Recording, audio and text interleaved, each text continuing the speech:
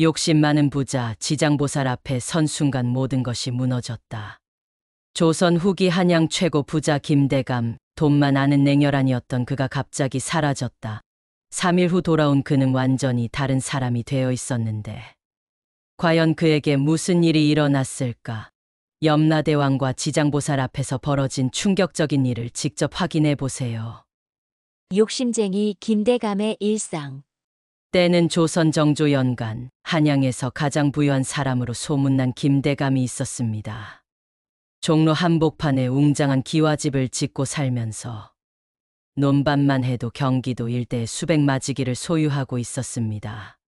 하지만 김대감은 부자임에도 불구하고 인색하기로 유명했습니다.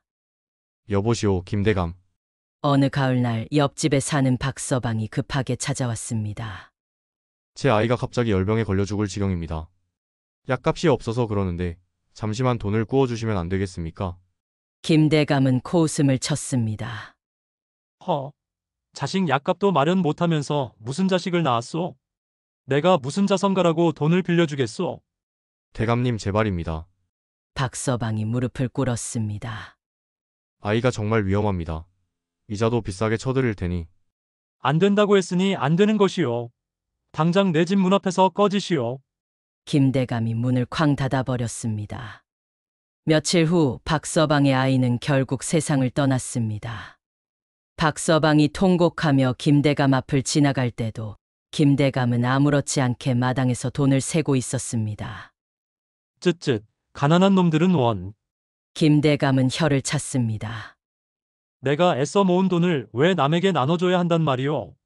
이런 일은 한두 번이 아니었습니다. 흉년이 들어 마을 사람들이 굶주릴 때도 김대감은 곡식한 톨 나눠주지 않았습니다. 오히려 굶주린 사람들에게 비싼 값에 쌀을 팔아 더 큰 이익을 챙겼습니다. 대감님, 이웃들이 너무 굶주리고 있습니다. 충성스러운 하인 복동이가 안타까워했습니다. 조금만이라도 도와주시면 어떨까요? 뭐라고? 김대감이 화를 냈습니다. 내가 언제 남의 일에 신경 쓰라고 했느냐? 너도 그런 소리 하면 당장 내쫓을 줄 알아라. 복동이는 더 이상 말하지 못했습니다. 자신도 살아야 했기 때문입니다. 김대감의 욕심은 끝이 없었습니다. 이미 평생 써도 남을 만큼 많은 재산을 가지고 있으면서도 하루라도 돈을 벌지 않으면 잠을 이루지 못했습니다. 가난한 사람들이 빌려간 돈에는 무려 10배의 이자를 받았고 갚지 못하면 집과 논밭을 빼앗았습니다. 아버님, 이제 그만하시면 어떨까요? 김대감의 외아들 김도령이 조심스럽게 말했습니다. 저희 집안도 이미 충분히 부유합니다. 이놈아, 김대감이 호통을 쳤습니다. 돈이 많아서 나쁠 게 뭐가 있다는 거냐? 더 많이 벌어야 우리 가문이 영원히 번영하는 거다. 하지만 남들이 저희를 너무 미워합니다. 김도령이 걱정했습니다.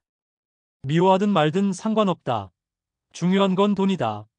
김대감의 눈에는 오직 황금빛 욕심만이 가득했습니다. 그런 김대감에게는 친구라고 할 만한 사람이 하나도 없었습니다. 모든 사람이 그를 두려워하거나 미워했습니다. 심지어 자신의 가족들도 그를 진심으로 사랑하지 않았습니다. 모두가 그의 재산만 바라보고 있었을 뿐입니다. 어느 날 밤 김대감은 금고 앞에서 돈을 세고 있었습니다. 이번 달에도 제법 많이 벌었구나. 내년에는 더 많이 벌어야겠다. 창밖으로 가난한 사람들의 신음소리가 들려왔지만 김대감의 귀에는 들리지 않았습니다. 오직 동전이 부딪히는 소리만이 그에게는 아름다운 음악이었습니다. 그런데 그날 밤 김대감에게 이상한 일이 벌어지기 시작했습니다.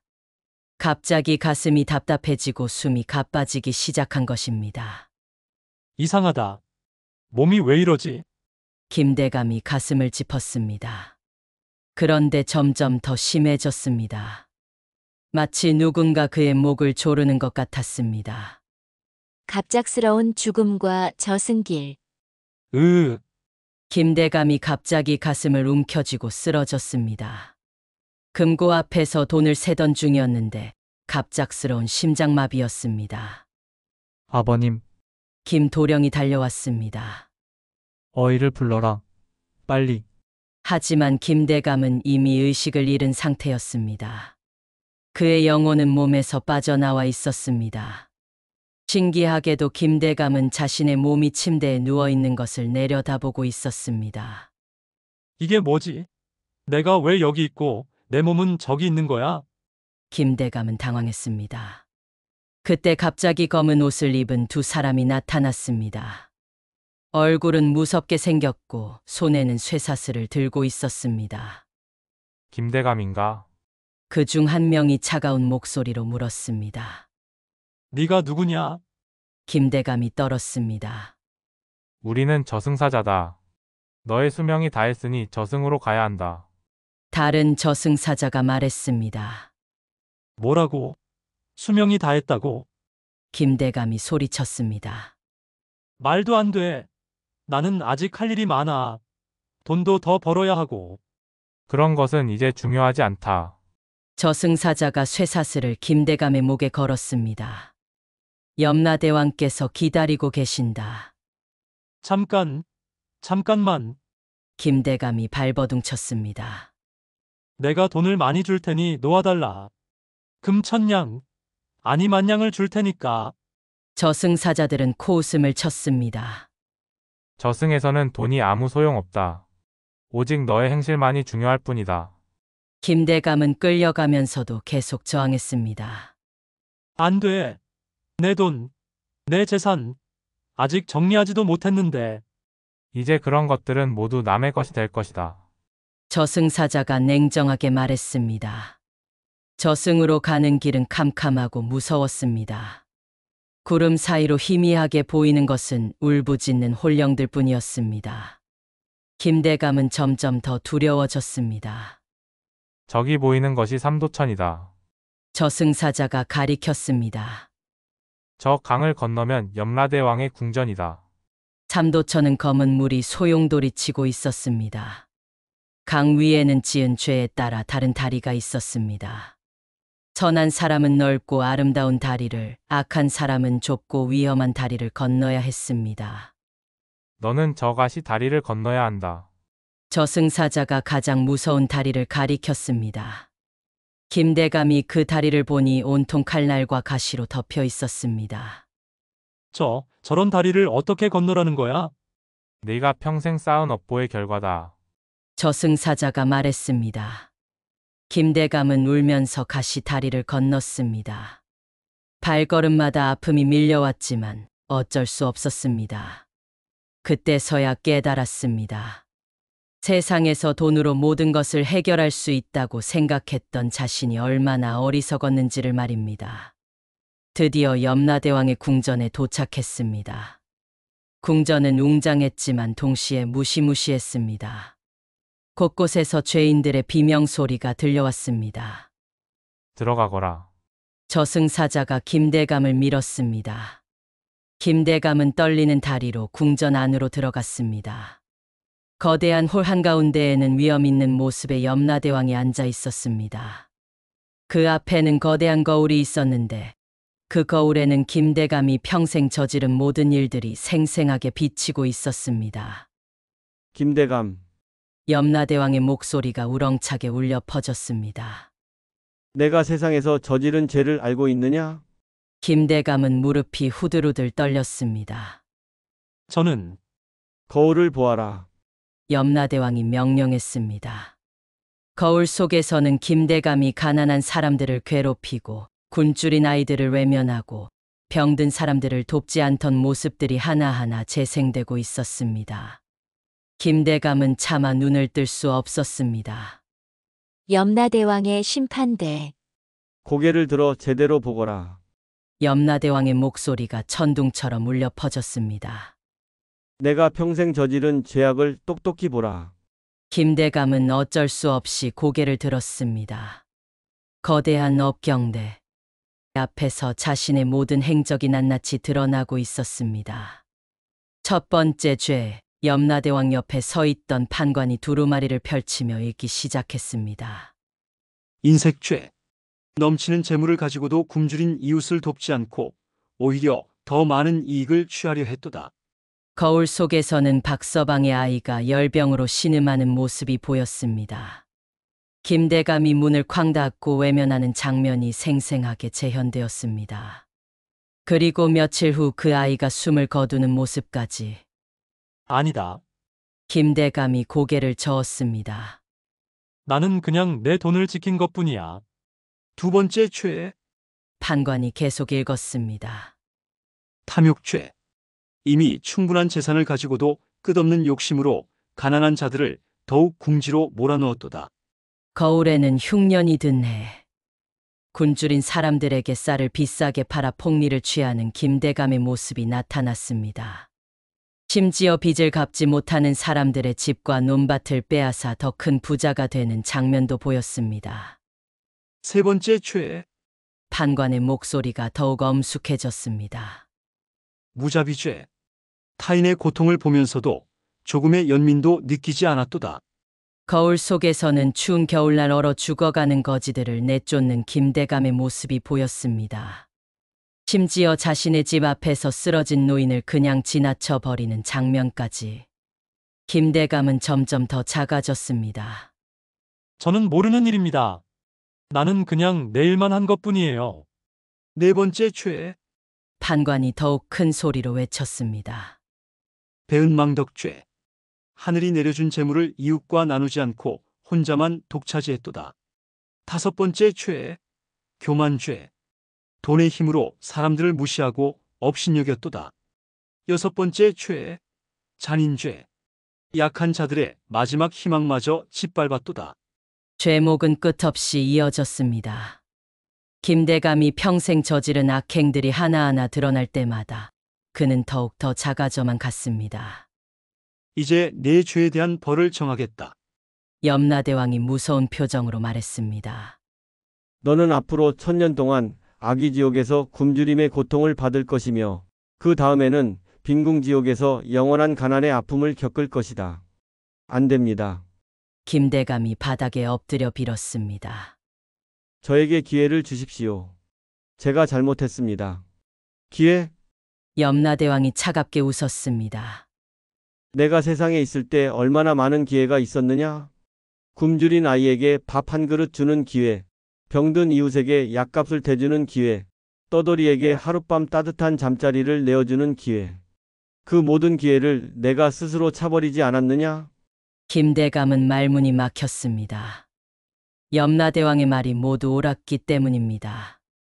게다가 너는 마지막 순간까지도 돈만 생각했다. 염라대왕의 분노가 더욱 커졌습니다.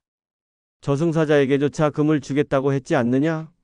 진정한 회개는커녕 끝까지 돈으로 모든 것을 해결하려 했다.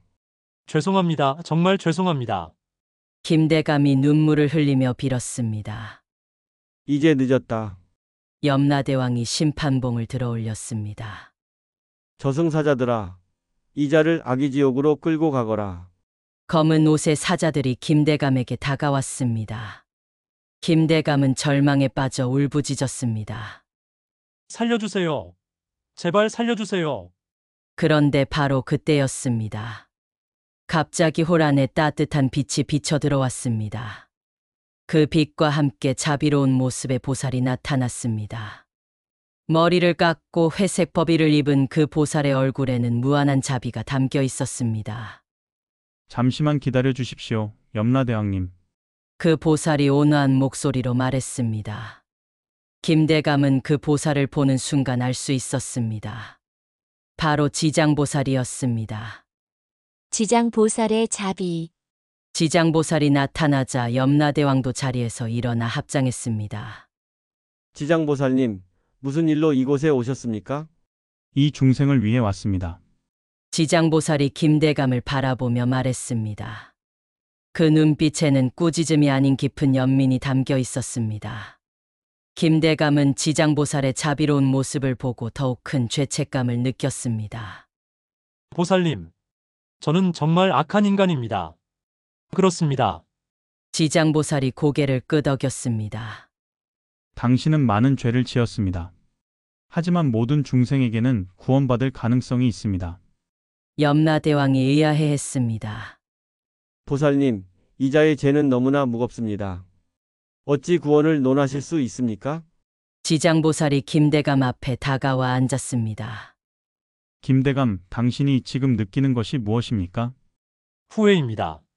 김대감이 떨리는 목소리로 대답했습니다. 제가 얼마나 잘못 살았는지 이제야 깨달았습니다. 그 후회가 진짜입니까? 지장보살이 김대감의 눈을 깊이 들여다보았습니다. 만약 다시 세상으로 돌아갈 수 있다면 정말로 다르게 살 수 있겠습니까? 김대감은 잠시 생각했습니다. 지금까지는 벌을 받기 싫어서 빌었던 것이 아닌가 하는 생각이 들었습니다. 하지만 지장보살의 따뜻한 눈빛을 보고 있자니 진정한 마음이 우러나왔습니다. 보살님, 김대감이 진심으로 말했습니다. 저는 지금까지 돈만 보고 살았습니다. 사람의 마음을 모르고 살았어요. 박서방의 아이가 죽어갈 때도, 굶주린 사람들이 제 앞에서 쓰러져 갈 때도 저는 아무것도 느끼지 못했습니다. 그럼 이제는 느끼고 있습니까? 지장보살이 물었습니다. 네, 김대감의 눈에서 진짜 눈물이 흘러내렸습니다. 너무 아픕니다. 제가 그들에게 어떤 고통을 주었는지 이제야 알겠습니다. 지장보살이 미소를 지었습니다. 그것이 바로 깨달음의 시작입니다. 염라대왕이 놀랐습니다. 보살님, 설마 이자에게 다시 기회를 주시려는 것입니까? 모든 중생은 부처가 될 수 있는 가능성을 가지고 있습니다. 지장보살이 말했습니다. 비록 큰 죄를 지었지만 진정한 참회가 있다면 구원의 길이 있습니다. 지장보살이 김대감에게 말했습니다. 김대감, 제가 당신에게 마지막 기회를 드리겠습니다. 하지만 조건이 있습니다. 어떤 조건이든 받겠습니다. 김대감이 간절히 말했습니다. 당신은 다시 세상으로 돌아가게 될 것입니다. 하지만 당신의 모든 재산은 사라질 것이고 당신은 가장 가난한 사람이 될 것입니다. 지장보살이 설명했습니다. 그 상태에서 진정으로 남을 위해 살 수 있겠습니까? 김대감은 깜짝 놀랐습니다. 재산이 모두 사라진다고요? 그렇습니다. 돈이 없는 상태에서도 따뜻한 마음을 가질 수 있는지 그것이 진정한 시험입니다. 지장보살이 말했습니다. 김대감은 잠시 망설였습니다. 평생 모은 재산을 모두 잃는다는 것이 쉽게 받아들여지지 않았습니다. 하지만 거울 속에서 본 자신의 모습을 떠올리자 마음이 정해졌습니다. 좋습니다. 김대감이 고개를 끄덕였습니다. 재산보다 더 소중한 것이 있다는 것을 이제 알겠습니다. 정말입니까? 지장보살이 다시 한번 확인했습니다. 가난해져도 다른 사람을 도울 수 있겠습니까? 네, 김대감이 확신에 찬 목소리로 대답했습니다. 가진 것이 없어도 마음만은 따뜻하게 가지겠습니다. 제가 받은 고통을 다른 사람들에게는 주지 않겠습니다. 지장보살이 환하게 웃었습니다. 좋습니다. 그럼 당신에게 기회를 드리겠습니다. 염라대왕도 고개를 끄덕였습니다. 보살님의 자비에 감복합니다. 하지만 이자가 약속을 어기면 어떻게 하시겠습니까? 그때는 더 큰 벌을 받게 될 것입니다. 지장보살이 엄숙하게 말했습니다. 하지만 저는 이 중생을 믿습니다. 김대감이 두 분께 깊숙이 절했습니다. 보살님, 염라대왕님, 정말 감사합니다. 저는 새로운 사람이 되어 돌아가겠습니다. 기억하십시오. 지장보살이 마지막으로 당부했습니다. 진정한 부자는 많은 것을 가진 사람이 아니라 많은 것을 나누는 사람입니다. 깨달음과 참회. 지장보살이 손을 들어 김대감의 이마에 대자 따뜻한 빛이 그의 온몸을 감쌌습니다. 그 순간 김대감은 자신이 평생 놓쳤던 모든 것들을 한꺼번에 깨달을 수 있었습니다. 김대감이 탄식했습니다. 제가 정말 바보였군요. 갑자기 김대감의 눈앞에 또 다른 환상이 펼쳐졌습니다. 만약 자신이 다르게 살았다면 어떻게 되었을지를 보여주는 환상이었습니다. 박서방의 아이가 열병에 걸렸을 때 김대감이 흔쾌히 약값을 내주는 모습이 보였습니다. 아이는 건강하게 회복되었고 박서방 부부는 눈물을 흘리며 감사해했습니다. 그리고 그 아이는 자라서 훌륭한 의원이 되어 많은 사람들을 살렸습니다. 흉년이 들었을 때 김대감이 자신의 곡식을 나누어 주는 모습도 보였습니다. 굶주렸던 사람들이 살아날 수 있었고 그들은 김대감을 진정한 어른으로 존경했습니다. 마을 전체가 화목하고 평화로워졌습니다. 추운 겨울날 얼어 죽어가던 거지에게 따뜻한 잠자리를 제공했을 때의 모습도 보였습니다. 그 거지는 사실 떠돌이 선비였는데 나중에 과거의 급제에서 김대감의 은혜를 평생 잊지 않았습니다. 이런 일들이 모두 가능했던 일이었구나. 김대감이 후회의 눈물을 흘렸습니다. 지장보살이 온화하게 말했습니다. 과거는 바꿀 수 없지만 미래는 바꿀 수 있습니다. 이제 당신이 어떻게 살지는 당신의 선택에 달려 있습니다. 보살님, 김대감이 깊이 절하며 말했습니다. 저는 이제 깨달았습니다. 돈이 많다고 해서 행복한 것이 아니었어요.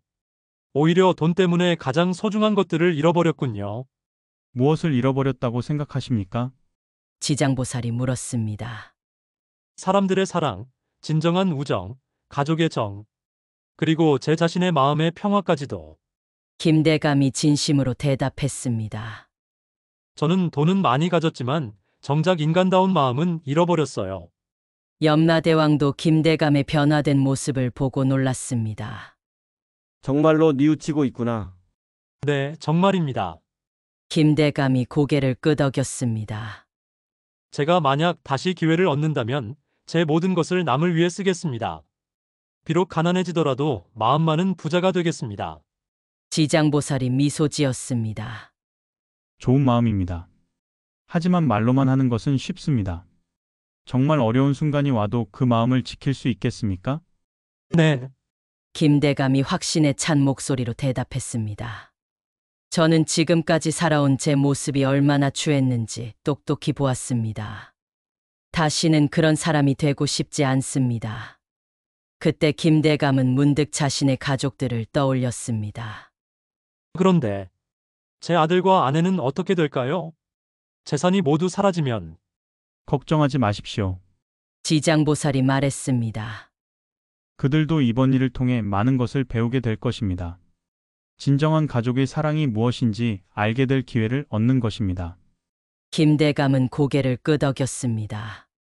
그렇다면 좋겠군요. 저는 이제 돈이 아닌 사랑으로 가족들과 지내고 싶습니다. 염라대왕이 일어서서 말했습니다. 김대감, 지장보살님의 자비로 너에게 기회가 주어졌다. 하지만 기억해 두어라. 만약 다시 예전의 모습으로 돌아간다면 그때는 더욱 무서운 벌이 기다리고 있을 것이다. 명심하겠습니다. 김대감이 깊이 절했습니다. 지장보살이 마지막으로 말했습니다. 김대감, 당신이 세상으로 돌아가면 모든 사람들이 당신의 변화를 믿지 않을 것입니다. 그때 포기하지 말고 꾸준히 선행을 베풀어야 합니다. 진정한 변화는 하루아침에 이루어지지 않습니다. 알겠습니다, 보살님. 김대감이 감사의 마음을 담아 말했습니다. 저는 끝까지 포기하지 않겠습니다. 새로운 삶의 시작. 김대감이 눈을 떴을 때 그는 자신의 집 침대에 누워 있었습니다. 가족들이 모두 그의 주위에 모여 있었습니다. 아버님, 정신을 차리셨군요.